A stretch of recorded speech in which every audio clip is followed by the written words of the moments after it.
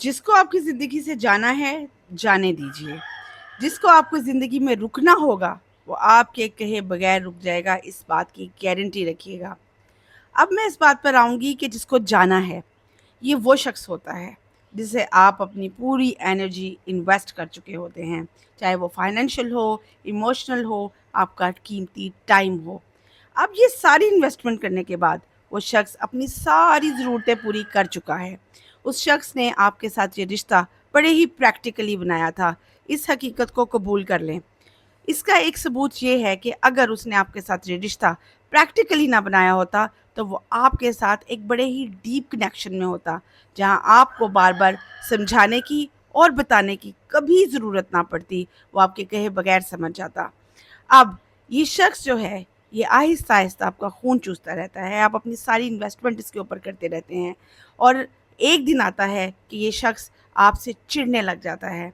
आप उससे पूछते हैं, दरियाफ़्त करते हैं कि भाई मैंने तो आपको इतनी मोहब्बत दी, इतना कम्फ़र्ट दिया, आप मुझसे हर रोज़ क्यों उलझते रहे हैं?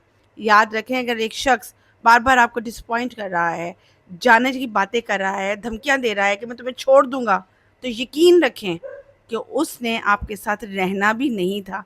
ये जो धमकी होती है ना, मैं तुम्हें छोड़ दूँगा, एक्चुअली ये एक बहुत बड़ी अब्यूज़ होती है।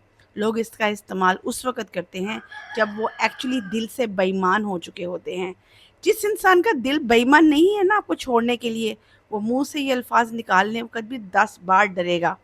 और अगर एक शख्स दिन-रात ये तमाशा ही बना ले, बल्कि यूँ कहना चाहिए कि आपको इमोशनल ब्लैकमेल ही करता रहे, तो जाने दीजिए यार, आप ऐसे शख्स को जाने दीजिए। अब अगर ये शख्स चला जाता है, तो इसकी एक दूसरी साइड जो मैं आपको दिखाना चाहती हूँ, जिसको एक्चुअल पावर कहते हैं, जो आपकी पावर है, जिसे आप रिकॉग्नाइज़ नहीं कर सके, वो पता है कि क्या? अगर आप ये समझ जाएँ कि आपका ब्रेन, आपकी सोल, आप खुद उस शख्स से अटैच्ड इतने हो गए हैं, इतने आदत हो गई है आपको उन ख्वाबों को देखने की जो अभी आप पूरे भी नहीं कर सके उसके साथ, और उस चीज़ को आप सिर्फ अपनी एक इमोशनल स्टेट समझें और उससे बाहर निकलने की कोशिश करें प्रैक्टिकली, तो दूसरा वर्जन ये है कि आप खुद को देखें।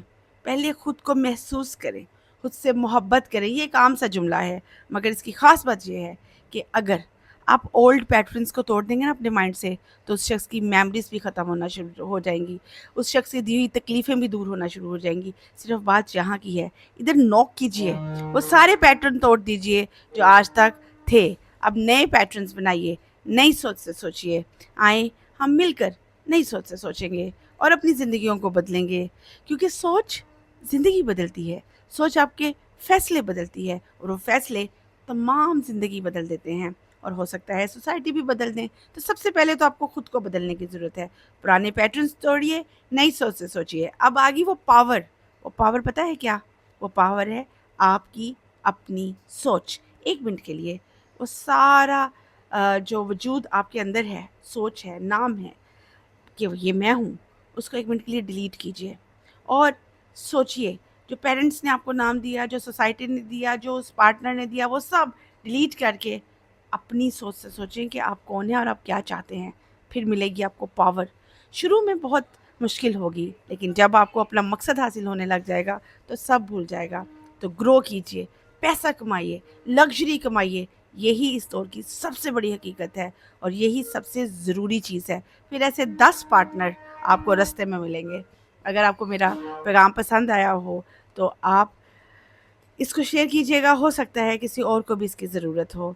टिल द नेक्स्ट वीडियो, अपना बहुत ख़्याल रखिएगा। अल्लाह हाफ़िज़।